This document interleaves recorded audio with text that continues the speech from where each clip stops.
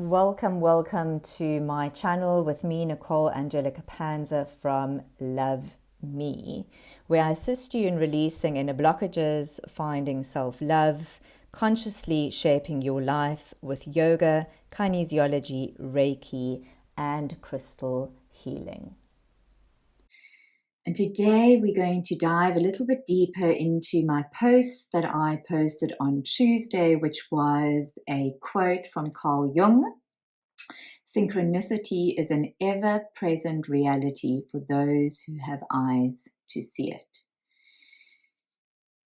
Why is synchronicity such an important factor in our evolution? I would say it's a bit of a broad picture, but in our journey into ourselves, our journey onto our path, our journey connecting more into our soul essence. Synchronicity, especially for me, and what I can take away from it and want to share with all of you, is that synchronicity and the signs of synchronicity are always checkpoints for me. Whatever I'm going through, whether it is needing advice and asking the universe for advice, please show me a sign that I'm on the right track, that I'm doing the right thing. Often in the beginning, when we're on this journey, connecting to our intuition, connecting to our inner child for guidance, connecting to our higher self for guidance, often we don't really know whether we're making this stuff up in our head, or whether it really is a sign for us that we are doing things right, or a sign to say, maybe not. Maybe we have doors slamming in our faces for things that we want to do, everything that we try. This just doesn't work, and this just doesn't work, and this just doesn't work. That to me is also a sign that perhaps one would need to go back to the drawing board to see what you are doing and see where you can tweak it a little bit, so that when you then bring it out into the world, and the synchronicity, the signs start to come forward, like seeing the same numbers coming up all the time. For me, it's very much the triple numbers, the 111, 222, 111, 333. These are all angel numbers, and numbers that when you Google them, you can actually see the meaning of them. Just a short story with all of those numbers. When I moved from the place that I was staying in Austria, Bruck an der Mur, to Scheifling, I didn't know which insurance company to go with to have my new number plate, because here you need a number plate for each district that you live in. So I just decided to go with the one here in my new little hometown. And when the guy brought the car back with the new number plate, I was like, I kid you not. I mean, like, this was not a place that I was going to move to. I always was joking, I would love to cut this house out and place it into a different area, or, a sunnier area, Portugal, whatever. But to cut a long story short, so the car came home with a new number plate, and the number plate was 999. And that to me was just like, the signs just don't get any better. 999 is a sign for new beginnings, and that is exactly what I'm honored to be able to do here in Scheifling, is a new beginning, which I'm very excited about, and I'm really, really enjoying the journey.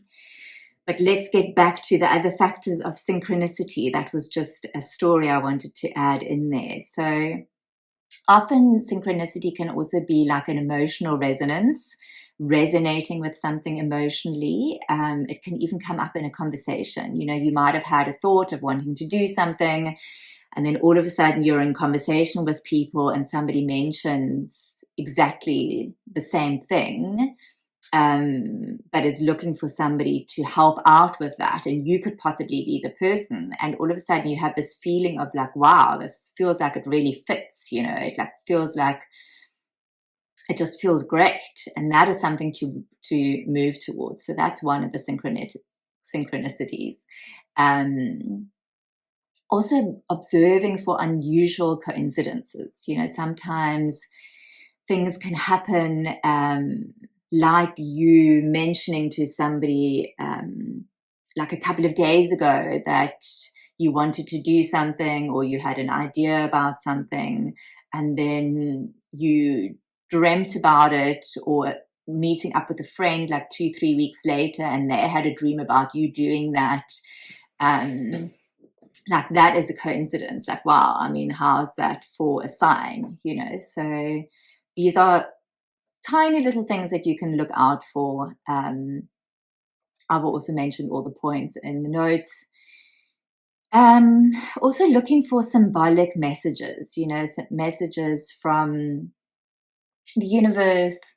One of the beautiful messages that for me, I know when I see it, I know that it's a good omen, and those are rainbows. Whenever I see a rainbow, I know, okay, great, it's going to be a beautiful day, or I'm on the right direction. Or often when I ask the universe for a sign, that is one of the signs that I will get. But you can actually ask. You can actually ask the universe, if this is for my highest good and the highest good of all involved, please show me a purple car.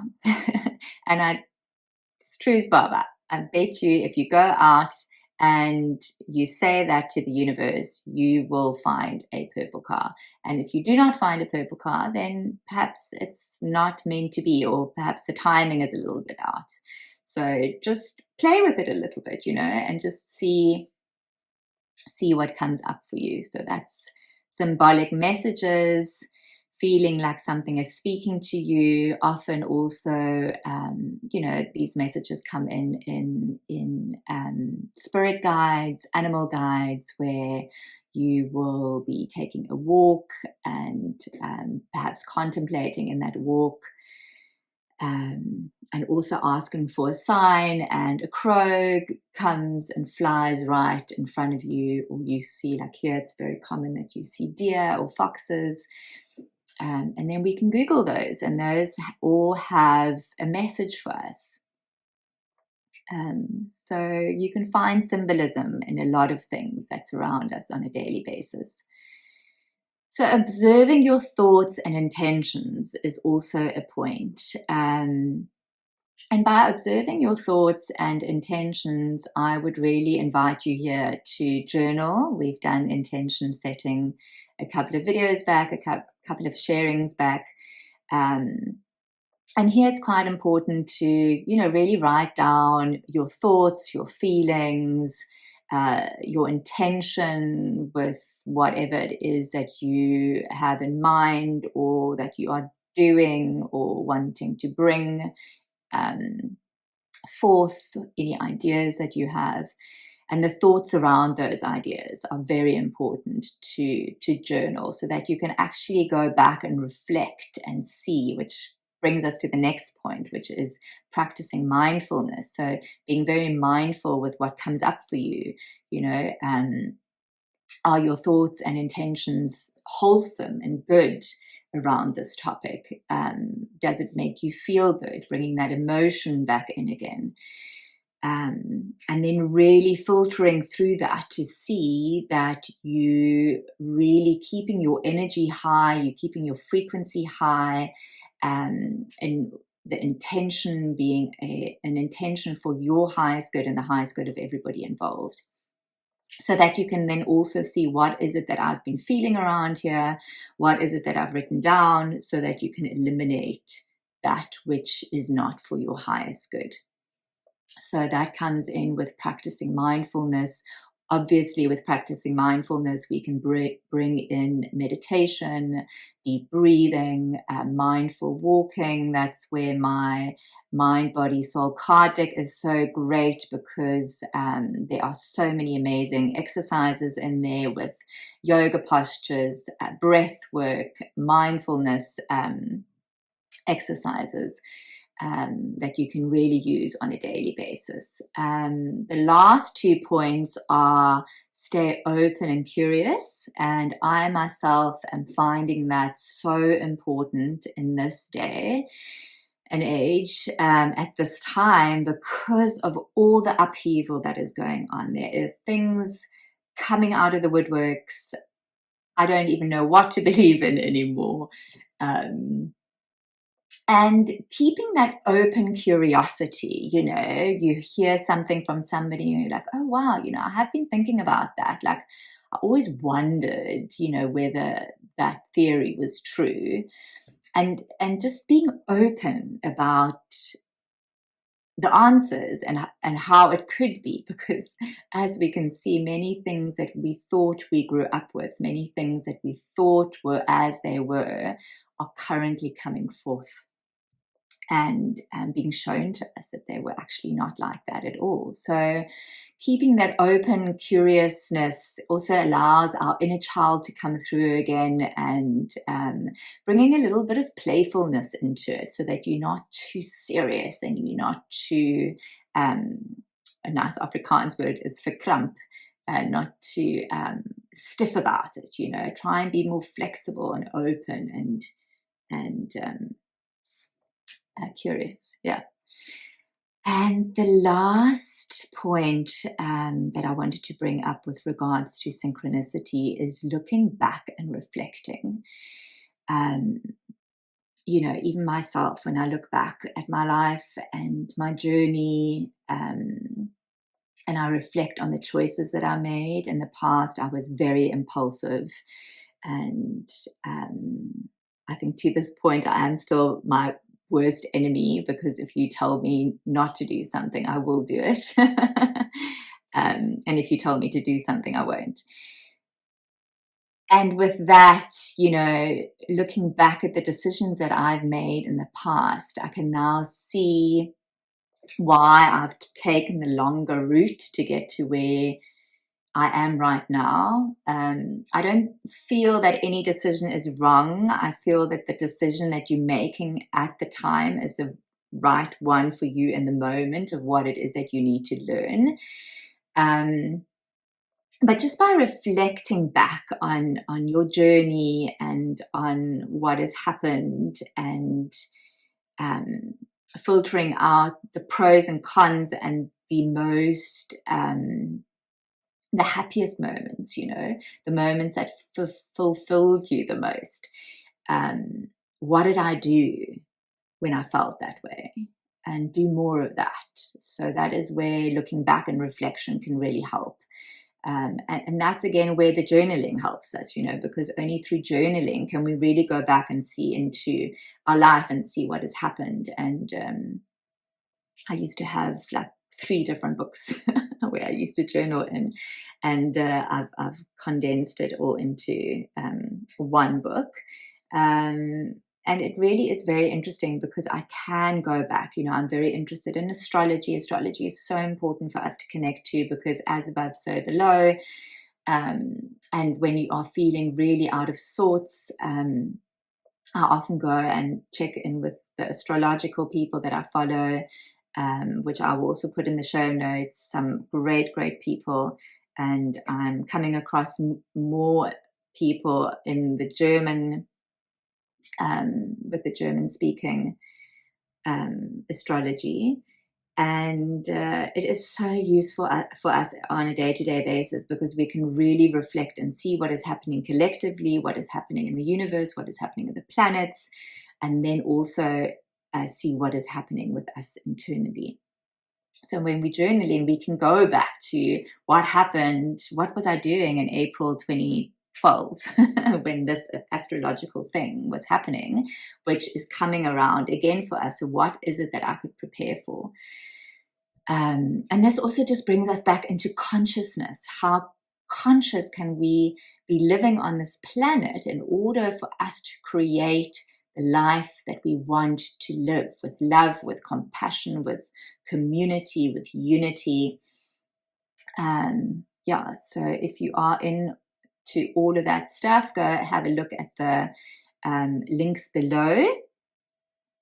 And on a final note, I just wanted to say that, you know, recognizing all of these signs, recognizing these symbols, these patterns, recognizing, you know, how you're feeling about something.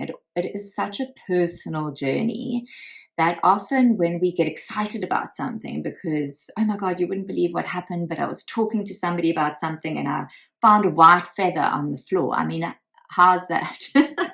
Not everybody will understand where you're coming from, you know. Not everybody is on the same wavelength, on the same frequency. So when somebody goes like, oh, there's white feathers all over the place, I mean, like, hello, then just don't be discouraged, because this is your journey, right? Do what makes you feel good. Do what feels right to you. This is not for anybody else. You're doing this for yourself.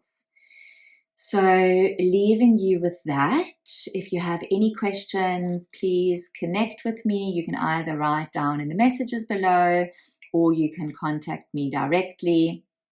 I'm always happy to help and to be there for everybody on this journey in these amazing times of just so much change, so much happening. And if you are going through a difficult time right now, then please know we are all here for you. You are not alone.